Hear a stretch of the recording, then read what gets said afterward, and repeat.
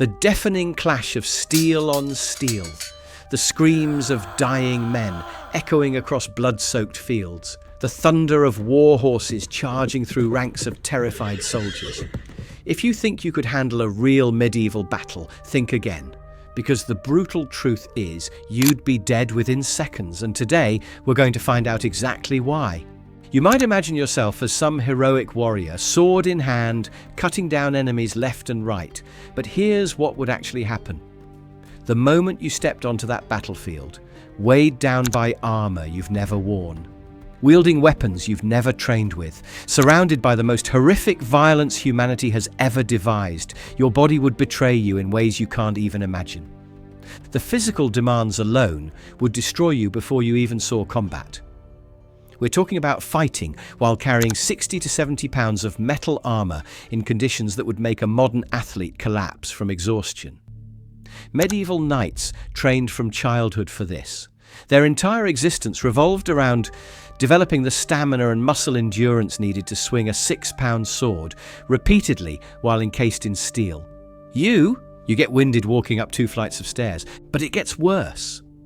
Much worse.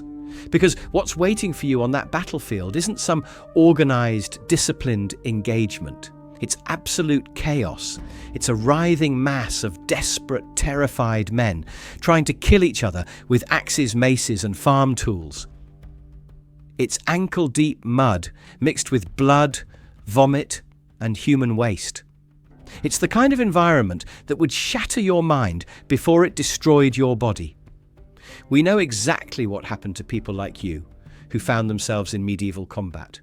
We have their bones, we have their wounds, we have detailed accounts of how they died, screaming and alone, trampled by their own allies or carved up by enemies they never even saw coming. So let's start with the most basic problem you'd face. Your body simply isn't built for this. Fighting in medieval armor wasn't like wearing a costume. It was like carrying a small person on your back while trying to perform the most physically demanding activity humans have ever engaged in. Every movement required tremendous energy. Every swing of your weapon would drain your strength. Within minutes, your muscles would be burning. Your lungs would be screaming for air. Your heart would be pounding so hard you'd think it might burst. Professional fighters today, athletes who dedicate their lives to physical conditioning, become exhausted after 10 minutes of intense combat training. Now imagine doing that while wearing more weight than most people can deadlift, in the middle of a screaming mob of people trying to kill you. Medieval chronicles describe soldiers fighting on pure adrenaline after their bodies had already given out, their movements becoming clumsy and desperate as exhaustion took hold. But here's what makes it even more terrifying. You wouldn't be fighting alongside trained soldiers. The vast majority of medieval armies consisted of peasants just like you. Farmers, labourers, craftsmen who had been dragged away from their fields and shops and handed weapons they barely knew how to hold. These weren't professional armies. They were desperate collections of untrained men, many armed with nothing more than sharpened farm tools. The training disparity was enormous. While you and the other peasants fumbled with unfamiliar weapons, you'd be facing knights who had been preparing for this moment since they could walk. Their training involved hours of daily practice with every conceivable weapon. They had experience. They had muscle memory. They had the kind of conditioning that comes from a lifetime dedicated to the art of killing. These professional soldiers would cut through ranks of peasants like you were made of paper. And the psychological impact of watching your comrades die around you would be devastating. The fear would paralyze you. The noise would disorient you. The smell of blood and death would make you sick. Many soldiers in medieval battles simply froze, unable to move or fight, easy targets for anyone with the skill to take advantage. Now let's talk about the environment you'd be fighting in. Medieval battlefields weren't clean, organized spaces. They were hellscapes that would horrify modern people. The ground beneath your feet would be a putrid mixture of mud, blood, human waste, and rotting flesh. Soldiers would relieve themselves where they stood, too terrified or exhausted to care about dignity. The dead and dying would be trampled underfoot, their bodies creating treacherous footing that could send you sprawling at the worst possible moment. Disease was rampant. Camp conditions were so filthy that more soldiers often died from illness than from actual combat. Typhus, smallpox, dysentery and plague swept through armies with devastating effect. By the time battles actually began, many soldiers were already weakened by sickness. Historical accounts describe English archers at famous battles, cutting off their soiled clothing, because dysentery had made normal movement impossible. The psychological warfare alone would break most modern minds. Knights didn't just rely on their fighting skills, they cultivated reputations for ruthlessness that preceded them onto the battlefield. They would charge with blood-curdling battle cries designed to instill terror. The sight of armoured warriors thundering toward you on horseback, lances levelled at your chest, created a visual spectacle that could cause entire formations to break and run before contact was even made. Medieval armies understood that fear was a weapon as powerful as any sword or spear. They would spread rumours of their brutality, leave trails of devastation behind them, and use every psychological trick they could devise to demoralise their enemies. Often, the mere reputation of an approaching army would cause cities to surrender without a fight. The terror was that effective. But let's say you somehow survived the initial shock. Let's say you didn't flee in panic or collapse from exhaustion. You'd still have to face the reality of medieval combat itself. This wasn't the choreographed sword fighting you see in movies.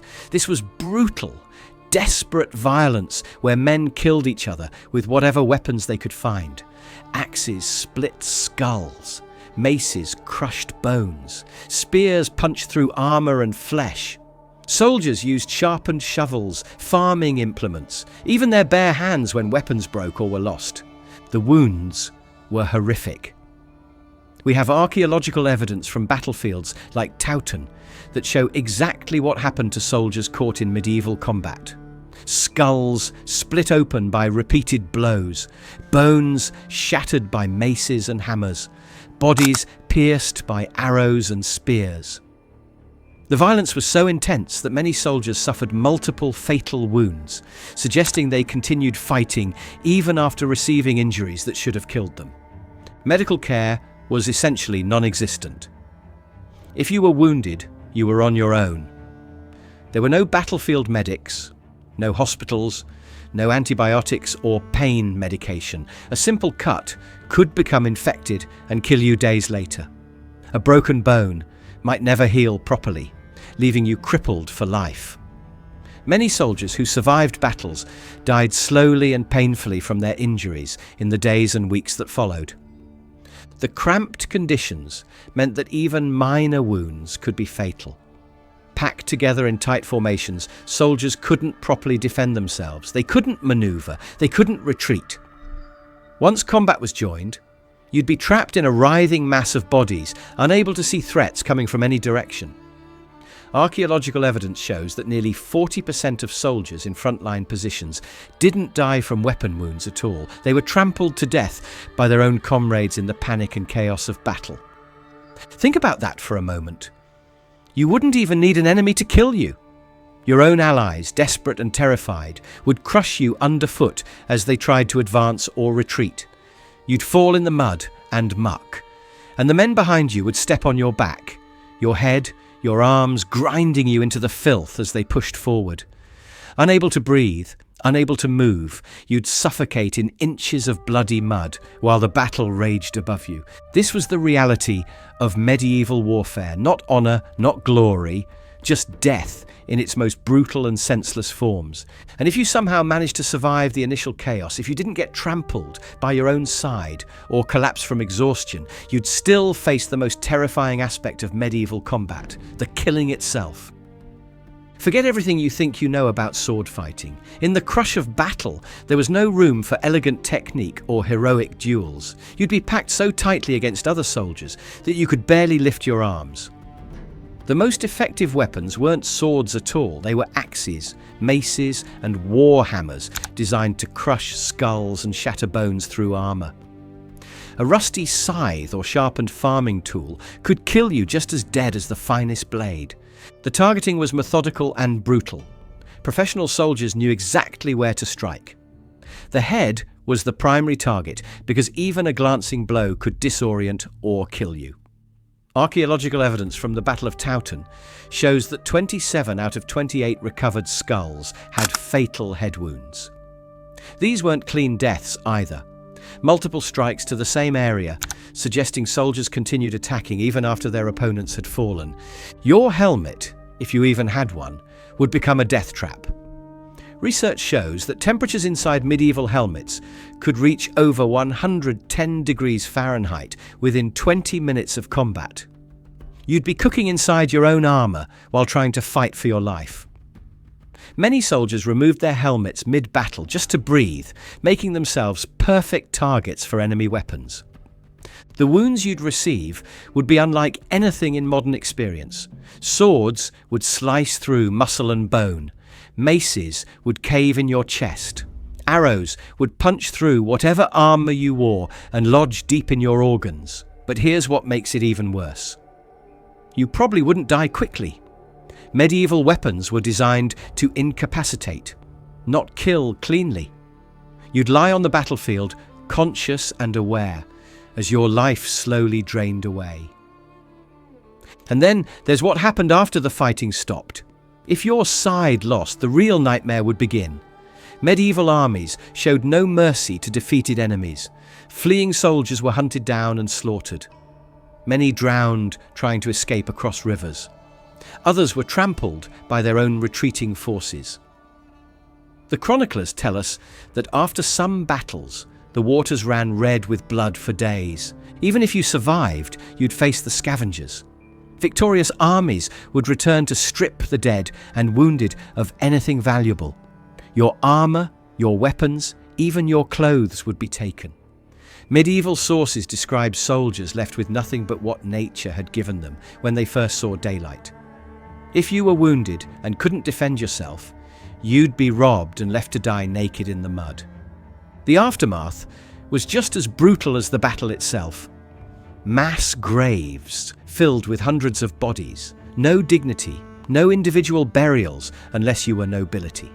Just piles of corpses thrown into pits and covered with dirt. Archaeological evidence shows signs of post-mortem mutilation. Enemies would desecrate the dead, cutting off body parts as trophies or warnings to others. But perhaps the most chilling aspect of medieval warfare was how routine this violence became.